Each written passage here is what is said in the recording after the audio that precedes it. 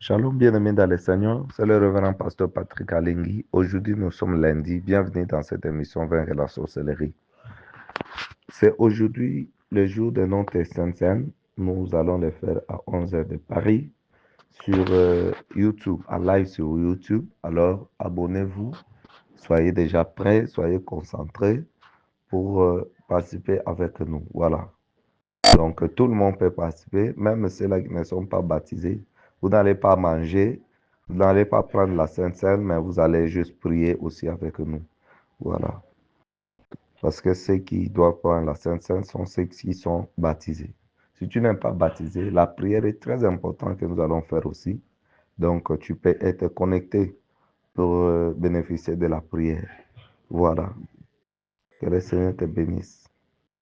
Le ministère de la délivrance et surtout de destruction des œuvres de la sorcellerie est le ministère le plus difficile au monde. Il n'y a pas un ministère le plus difficile au monde comme le ministère de la délivrance et surtout de la destruction des œuvres de la sorcellerie. C'est un ministère le plus difficile au monde. Si nous persévérons et continuons, c'est grâce à l'appel de Dieu lui-même. C'est Dieu qui nous a appelés. Je ne dors pas assez, comme tout le monde. Je suis toujours à l'état d'alerte, de vigilance. Voilà. S'il existe un domaine où beaucoup de gens souffrent en ignorance, c'est dans le domaine de la sorcellerie. C'est un tabou. Dans des églises, on ne parle pas. C'est un tabou. On dit que ça divise des familles. Oh, les familles se divisent. Oh, ceci, cela.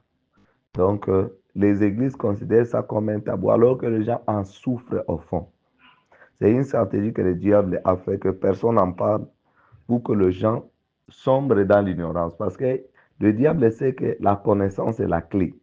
Quand les gens sont au courant, alors lui, il ne sera plus puissant dans ce domaine-là. C'est pourquoi le domaine de la sorcellerie est pris comme secret par le sorcier. Aucun sorcier ne peut rien dire. Il prête même serment sur ça, que je ne dirai rien de tout ce qui se passe dans le monde de la sorcellerie. Même ton enfant est sorcier. Quand un étranger sorcier vient, il t'attaque à sa présence. Il est aussi assis sur le canapé. Il regarde aussi. Il ne te dira jamais. Parce qu'il a déjà prêté serment qu'il ne dira jamais de tout ce qui se passe dans le monde de la sorcellerie. Il ne le dira jamais. Quelqu'un inconnu qui vient de loin, il vient t'attaquer. Mais ton enfant est sorcier, il est là. D'ailleurs, c'est lui qui va lui permettre, qui va lui donner la permission pour lui faciliter la tâche. Voilà. Donc, c'est très compliqué. C'est un tabou dans des églises. On n'en parle même pas. On n'en parle pas et les gens souffrent mal. Les gens souffrent sérieusement sur ce domaine, sur l'ignorance. Voilà. Le domaine de la sorcellerie, c'est le domaine auquel les gens ne veulent pas vraiment s'informer. C'est un tabou. Ne parlez pas de ça. Ne parlez pas de ça. Et sous prétexte que quand on est déjà chrétien, on ne peut plus parler de la sorcellerie. Jésus a vaincu Satan sur la croix. Comment continuer à parler de la sorcellerie? Et ils pensent que nous qui parlons de la sorcellerie, nous avons peur du diable ou nous faisons la propagande du diable. Mais pourquoi le diable nous attaque plus? Pourquoi le diable nous attaque plus si nous faisons sa propagande? Pourquoi il nous attaque plus? Les autres qui ne parlent pas de ses œuvres, il les attaque moins. Pourquoi? Donc vous comprenez que ce que nous faisons est beaucoup plus important. Et les gens sont beaucoup délivrés là où nous sommes en train de parler de ces œuvres. C'est là où les gens sont beaucoup plus délivrés. Par rapport à ailleurs, là où on n'en parlait pas. Non, c'est un tabou. Non, on est des chrétiens. Non, on est déjà sauvés. Ne parlez pas de ça. Et si vous parlez de ça, là, il faut beaucoup parler d'autres choses. Hein? Il faut parler du salut. Il faut parler. Mais c'est chez nous que chaque jour, presque chaque jour, parce que ces derniers temps, mais avant, c'était chaque jour que je faisais accepter les gens Jésus. Chaque jour dans ce ministère. Chaque jour. Maintenant, là où on ne parle pas de ça, combien de gens reçoivent Jésus? Rien. Ils n'ont même pas d'opportunité pour faire recevoir quelqu'un Jésus-Christ. Mais ici, là où nous parlons de la sorcellerie, nous avons l'occasion de faire recevoir Jésus et de faire recevoir les gens Jésus-Christ. Voilà. Donc, c'est un ministère qui est très important. Qui est très important. Voilà. Les gens restent dans l'ignorance. Les activités de la sorcellerie sont un voile de mystère. Un voile de mystère. Par conséquent, leur méchanceté reste violée, victime de leur manipulation et attaque. Voilà. Donc, leur méchanceté est voilée. Comme je vous l'ai dit, voilée. Voilée des victimes de leurs manipulations et de leurs attaques. Pourquoi? Parce que les activités de la sorcellerie sont vraiment un voile, sont un mystère. C'est un mystère. Leur méchanceté, la méchanceté des sorciers sont voilées. Parce que beaucoup de sorciers, ce sont des gens-là que vous voyez à l'église. Ils prient beaucoup. C'est elle qui témoigne chaque dimanche. Elle témoigne à l'église. Alléluia. J'ai vu la main de Dieu. Elle témoigne. C'est elle qui prie beaucoup là. C'est elle qui a l'intercession là. Il demande des sujets qui parlent la langue. Il parle la langue. Il parle la langue. Quand on prie, c'est elle qui parle la langue là. Quand on prie, c'est elle vraiment qui donne des prophéties. Ce sont ces sorciers-là, je vous dis. Vous croyez que les sorciers sont des gens qui se promènent avec des cornes, avec des habits noirs. Non.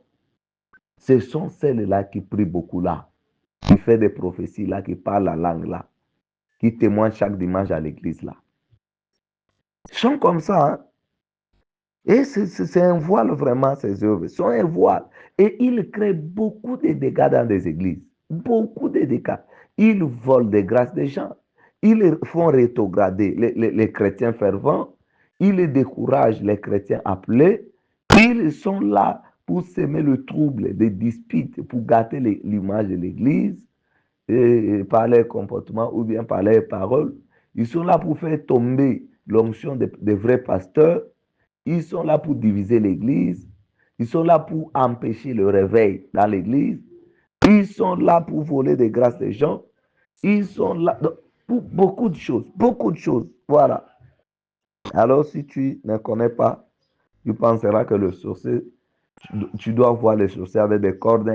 C'est pourquoi les gens ont du mal si on dit que ton père est sorcier, ta mère est sorcier, ton fils, ta fille, ton oncle et ta tante est sorcier. Ils ont du mal à accepter. Ils ont du mal à accepter.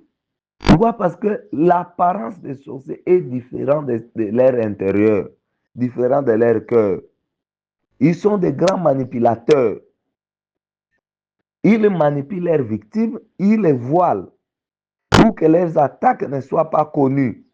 Voilà. Les gens qui travaillent dans la guerre spirituelle constatent que la sorcellerie est l'un des départements le plus méchants dans le royaume satanique. Le département le plus méchant dans le royaume satanique, c'est la sorcellerie. Qu'on ne vous trompe pas, oh, la sorcellerie, c'est le niveau le plus bas dans le monde de Satan. Je vous dis que la sorcellerie, c'est le département le plus désastreux du monde satanique. C'est le département le plus désastreux qui cause beaucoup de dégâts, beaucoup de désastres. C'est la sorcellerie. C'est dommage de constater que les activités de la sorcellerie continuent dans plusieurs endroits, sans aucun défi. Ça continue même dans des églises, dans des maisons de famille, des quartiers. Les activités de sorcellerie continuent. Et chaque jour, ils initient de nouvelles personnes. Ils initient des enfants, ils initient de nouvelles personnes. Même dans le rêve, même avec la nourriture, en réalité comme ça, même dans des maisons de marabouts, c'est là qu'ils vont chercher des solutions, tout ça. Donc les activités de sorcellerie continuent dans plusieurs endroits, sans aucun défi. Plus attristant réside dans le fait que plusieurs destins sont enterrés. Plusieurs destins sont enterrés. Ça, c'est le plus attristant. Plusieurs destins sont enterrés.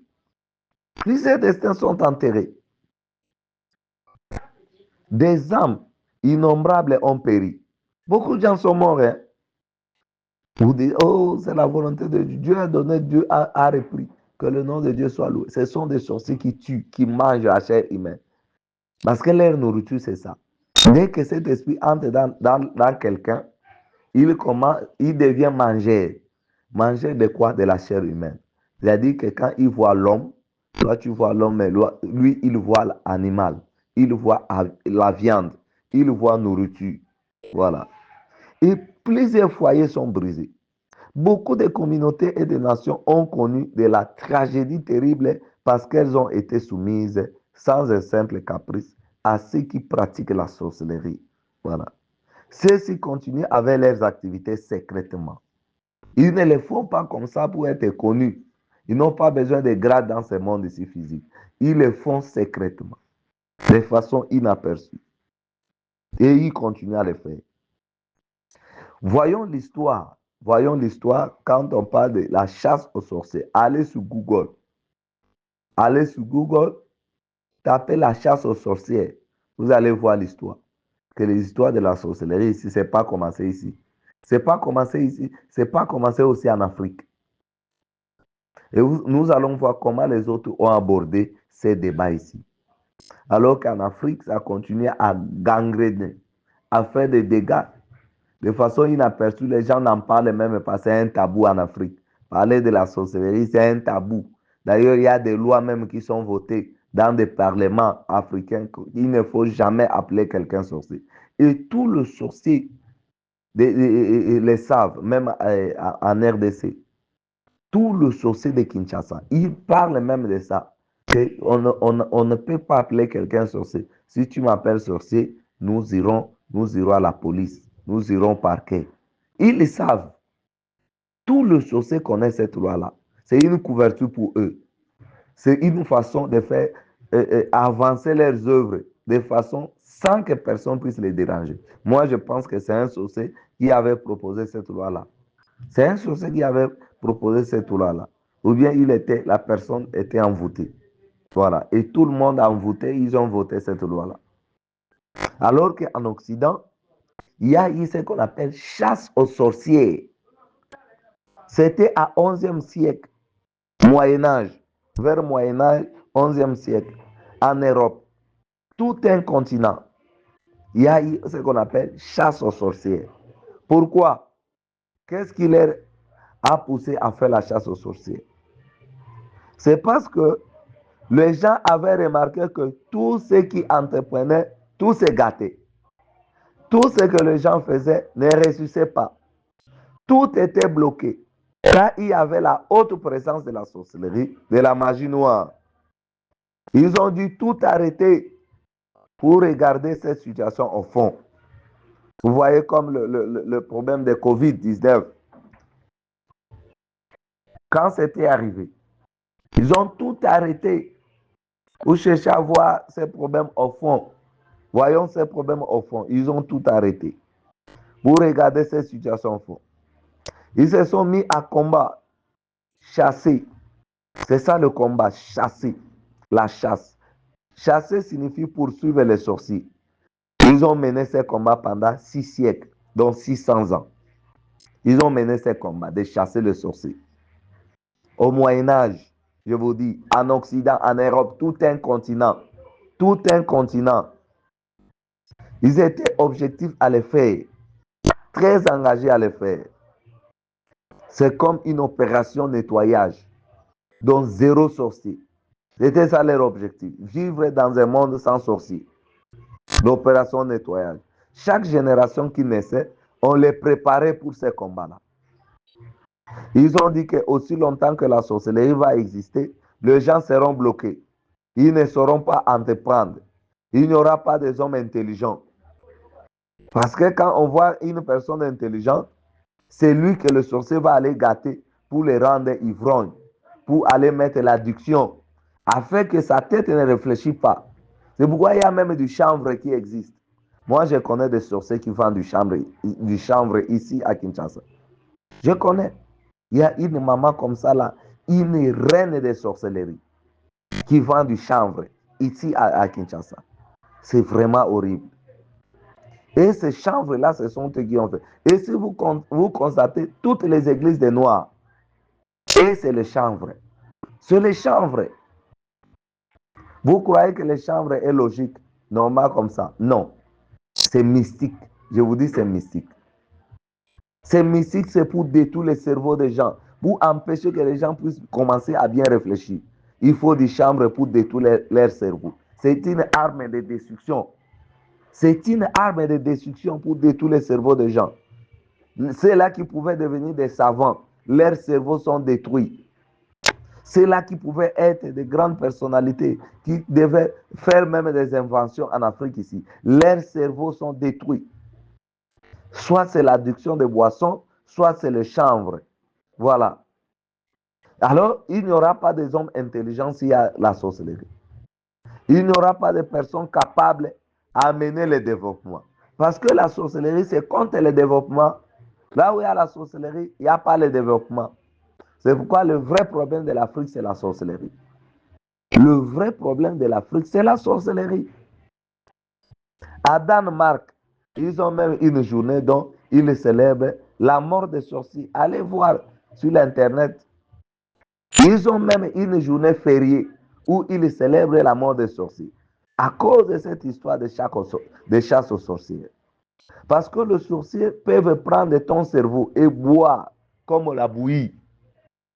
Et tu deviens formaté. La tête devient formatée.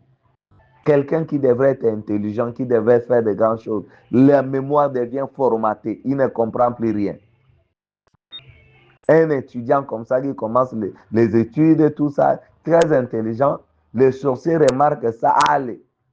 Ils ont bu son cerveau comme la bouillie. Et l'étudiant, 1 plus 1 égale combien? Égale 3. Ça devient compliqué. Il devient bourrique à l'école. Vous ne savez pas pourquoi votre enfant est devenu bourrique. Or, c'est la sorcellerie qui a mangé son cerveau. Au XVIIe siècle, quand ils ont mené ces combats, du XIe siècle au Moyen-Âge jusqu'au XVIIe siècle, au XVIIe siècle, il y avait même des tribunaux mis en place pour juger les sorciers. Ici en Afrique, la sorcellerie, c'est un tabou. Ne parlez pas de la sorcellerie. Mais en Occident, l'Europe que vous enviez aujourd'hui, tout le monde veut aller en Europe. Tout le monde veut quitter l'Afrique pour aller en Europe. Vous savez ce qu'ils ont fait pour devenir ceux qui sont là. La chasse aux sorciers pendant 600 ans. 6 siècles. Quand ils ont réussi ces combats au XVIIIe siècle, est venue l'industrialisation. 18e siècle, n'est-ce pas, c'est ce qu'on appelle siècle des Lumières. Lumière, c'est quoi? N'est-ce pas? Quand les ténèbres ont régné, ils ont chassé les ténèbres qui est la sorcellerie. C'est la lumière qui est venue. Et ils appellent ça siècle de lumière. Qu'est-ce qui s'est passé? C'est le siècle où il y a eu l'industrialisation. Le développement est tenté. Pourquoi? Parce qu'ils ont réussi à détruire les œuvres de la sorcellerie, à éliminer les sorciers. À éliminer les sorciers. C'est comme en Israël, n'est-ce pas? Dieu avait dit aux enfants d'Israël qu'on ne trouve pas chez toi un sorcier. Et quand ils respectaient cette loi-là, à chaque fois, ils remarquaient que quelqu'un devenait sorcier, ils allaient pour brûler cette personne-là. Pour que Israël, peuple de Dieu, soit sans sorcellerie. C'est pourquoi quand Dieu les a amenés là où coule le lait et le miel, je vous dis que Israël, même jusqu'aujourd'hui, Israël, les grands savants aux États-Unis, ce sont des Juifs. Les Juifs, ce sont des gens qui ont beaucoup d'argent dans le monde entier. Les Juifs là. Les Juifs. Vous comprenez maintenant l'histoire. Parce que Dieu ils ont brûlé les sorciers. Si on remarquait quelqu'un sorcier, on les brûle. On les brûle. Ils ont fait ça. Ils ont respecté la loi de Dieu. Et ils ont prospéré. Ils sont développés. Parce que Dieu sait que là où il y a la sorcellerie, même toutes ces promesses-là ne fonctionnent pas. Quelqu'un va peiner, va voir même Dieu méchant, va abandonner à aimer Dieu, va vivre dans la frustration, dans la peur, va vivre le cauchemar. Pourquoi? À cause de la sorcellerie. Ne va pas expérimenter l'amour de Dieu à cause de la sorcellerie. C'est pourquoi il a interdit son peuple. Parce que le juif, c'est son peuple privé qu'il avait choisi. Que vous serez un peuple saint pour moi, les enfants d'Israël. Il les a interdit qu'on ne trouve pas un sorcier chez toi. On ne trouve pas quelqu'un qui pratique la magie là. Parce que c'est le désastre. Et à chaque fois, les Juifs respectaient. Quand on trouvait quelqu'un, un sorcier, même Saül a tué tout le sorcier. Saül, roi Saül. Il a tué tout le sorcier. C'est pourquoi même quand lui, il est encore allé solliciter, quand Dieu l'avait rejeté, il est allé chercher une femme là. Il faisait la divination en secret, vraiment en secret. La femme là a dit que non, non, c'est compliqué. Parce que moi, je risque la mort. Je risque la mort. Comment tu viens me piéger comme ça? Cette femme avait pris ça comme un piège. Voilà. Les Occidentaux, les Européens ont fait ça pendant 6 siècles. Et après, juste quand ils ont terminé à faire ça, le siècle de la lumière est arrivé. Le siècle de la révolution industrielle. Les Indiens et les Chinois même ont combattu la sorcellerie. Allez voir l'histoire. Aujourd'hui, ce sont les Chinois qui priment. Toute chose est fabriquée en Chine. Les Indiens aussi. Qu'est-ce qu'ils ont fait? Ils ont combattu aussi la sorcellerie. Sauf en Afrique. En Afrique, la sorcellerie, c'est un tabou. Il faut retourner dans la secte. Tout le monde est à la quête. Non. En tout cas, ancestral. Il faut retourner à l'origine ancestrale. L'ancestral, l'origine, c'est quoi? C'est la sorcellerie, non? C'est la sorcellerie. Oh non, il faut arrêter les histoires des Blancs. Il faut retourner dans l'origine, donc dans la tradition. C'est quoi la tradition? C'est la sorcellerie. Tout le problème que nous connaissons aujourd'hui, là, nous les Africains, nous peinons. Nous souffrons pour obtenir la délivrance. C'est la sorcellerie. C'est parce que nos ancêtres ont tissé des pactes, des alliances avec des démons qui ont amené l'esprit de la sorcellerie à rester dans nos familles, dans nos lignées familiales, dans nos lignées de sang. Ce qui fait qu'à chaque génération, il y a des sorciers dans la famille. À chaque génération, il y a des sorciers. Alors, là où il y a la sorcellerie, c'est là où il y a le noir. Il y a le noir. Vous ne verrez pas la lumière. Vous êtes dans le noir, dans le noir, dans le noir. Et c'est ce que les Africains aiment. Retournons à la tradition. Retournons à la tradition. Les histoires ancestrales. Donc, c'est ce que les Africains aiment. Ils sont aveuglés, ils sont bandés. Ils sont aveuglés. Aujourd'hui, l'Afrique a un sérieux problème de développement. Le dirigeant africain même se demande pourquoi l'Afrique n'arrive pas à industrialiser. Il n'arrive pas. Nous avons tout ce qui est comme matière première. Toute la richesse existe ici en Afrique.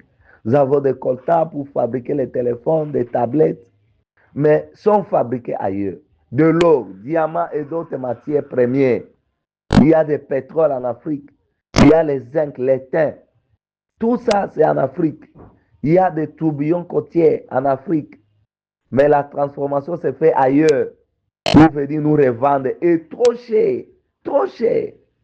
Alors que ce sont les Africains qui devraient être des millionnaires, des milliardaires.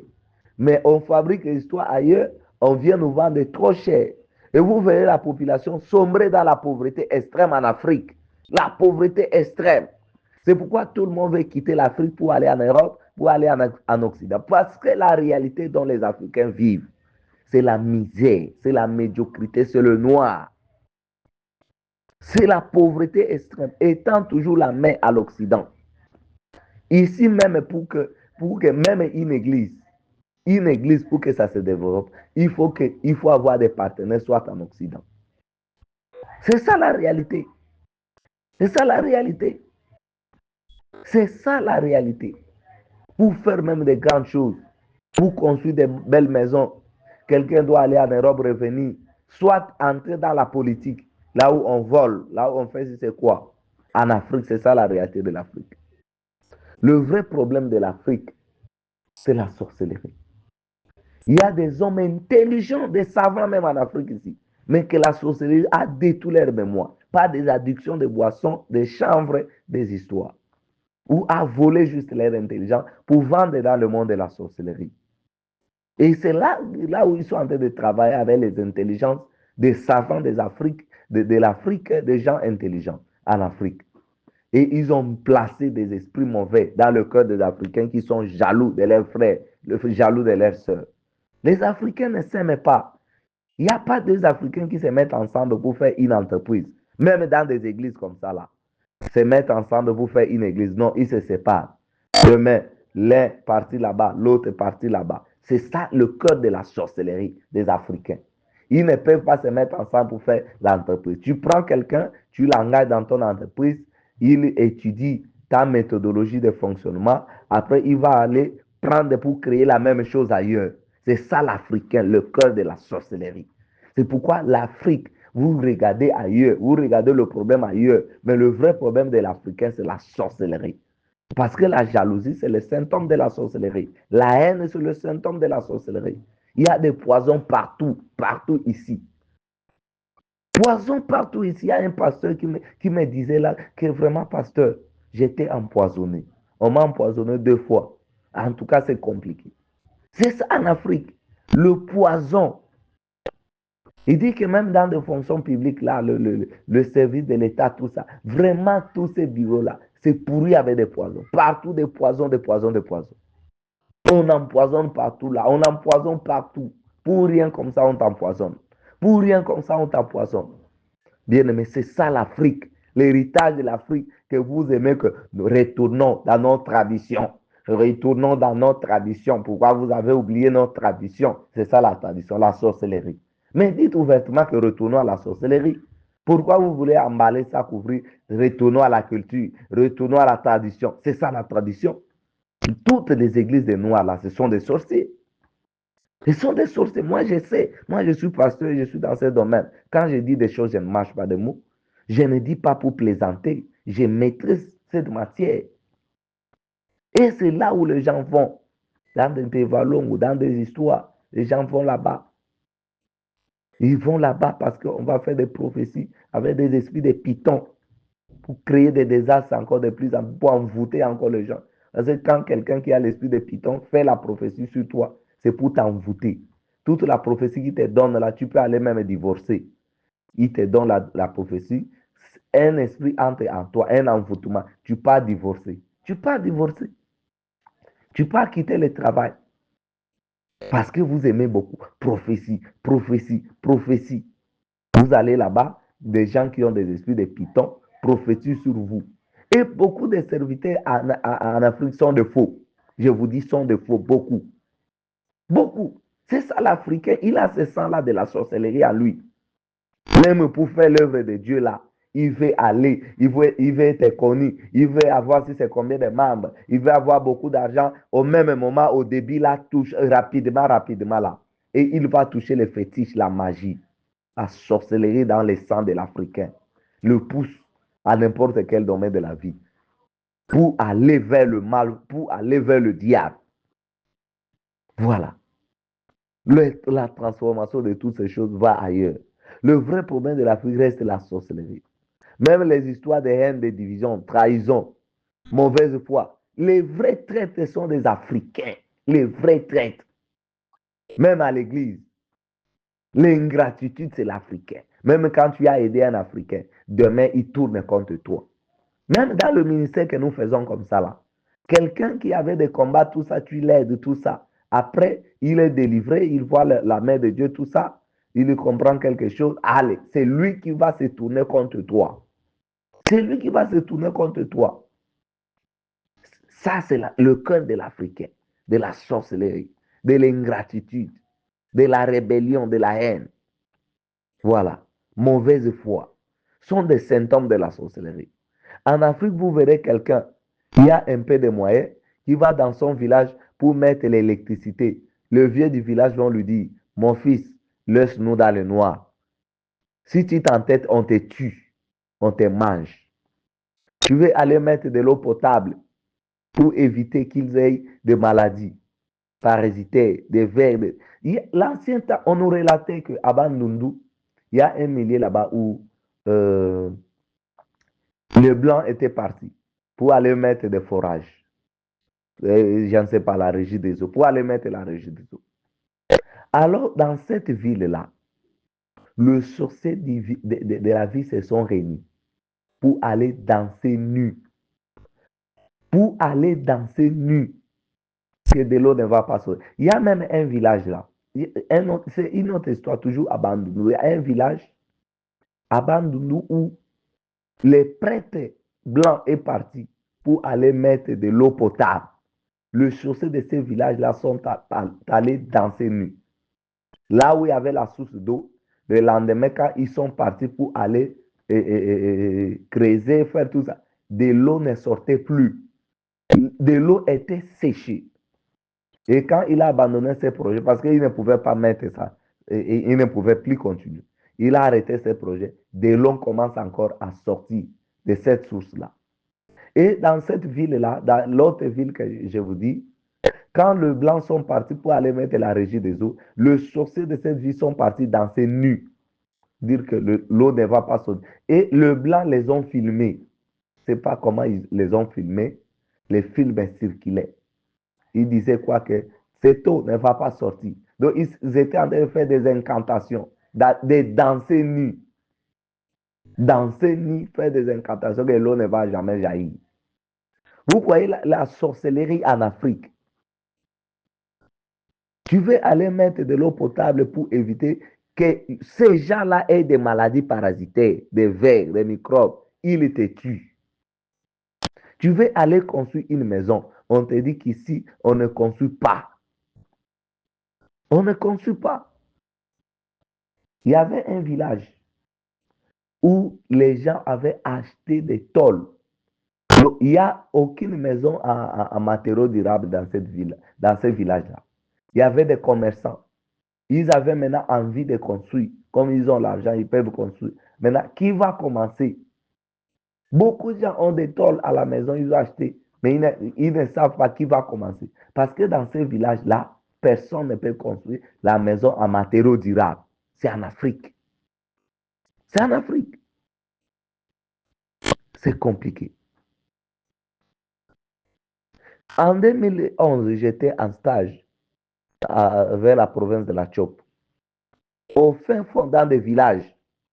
Dans des villages là-bas, vers la route de Bouta, tout ça, ceux qui connaissent. Quand j'ai passé pour prêcher et mener mes recherches, j'ai eu des entretiens avec beaucoup de personnes qui avaient peur de faire des grands champs de riz ou autres cultures. Car si seulement tu fais un grand champ, là-bas, on te jette la maladie. Tu entres dans la maison gravement malade ou soit tu es paralysé même. Pourquoi? Parce que tu as fait un grand champ. Tu vois, la sorcellerie est contre le développement. Et les gens meurent de faim. Et les gens meurent pauvres. Pourquoi? Parce que personne ne peut faire un grand champ. Voilà. Personne ne peut faire un grand champ. C'est pourquoi quand je prêchais dans des églises, je les motivais pour les parler de la puissance de Dieu, de l'autorité d'un enfant de Dieu sur la sorcellerie. Voilà. Il y a un membre de notre plateforme qui m'avait partagé. Il voulait bien dans la vie, donc il évoluait bien. Le jour seulement, il est allé au village, monter ses diplômes. Il avait même déjà des partenaires. Il évoluait bien. Quand il est allé au village monter ses diplômes, la vie est devenue amère. Même ses relations étaient gâtées. Tout cela qu'il aidait ne pouvait plus. Vous voyez que quelqu'un avançait bien, évoluait bien. Donc, tout est devenu bloqué. C'est comme un véhicule qui est stagné dans la boue. Voilà. Il y a des jeunes très intelligents en Afrique. Des jeunes très intelligents. Quand les sorciers les regardent seulement, ils disent ces petits vont devenir qui? On les jette l'esprit d'alcool. Quelqu'un devient ivrogne, drogue, chanvre. La sorcellerie est tout simplement une pratique qui empêche les gens d'évoluer. En Afrique, il y a des lois qui ont été votées pour la sorcellerie. Aujourd'hui, plusieurs tribus de la RDC, de la RDC encouragent la sorcellerie. Chez les Bakongo, c'est même leur vie. Chez les Bakongo, la sorcellerie, c'est leur mode de vie. C'est la culture, donc c'est normal, la sorcellerie. Chez les Bakongo, c'est normal. C'est leur mode de vie. C'est ce qu'on appelle Bokoko. Ce sont les histoires ancestrales, la tradition. Ils ont même fait des temples physiques de sorcellerie, qu'ils appellent ça aussi les églises. Les églises des Noirs, des Mpevalongo, tout ça, ça vient de Bakongo, qui n'a rien à faire avec le salut. Mais c'est pirement la sorcellerie. Là où ils guérissent des gens traditionnellement avec des feuilles, avec des histoires. Voilà. C'est purement la sorcellerie déguisée en solution des maladies par des traitements traditionnels. On parle de la phytothérapie des histoires, par des traitements traditionnels et des prophéties faites par des esprits de divination et gagne beaucoup de gens.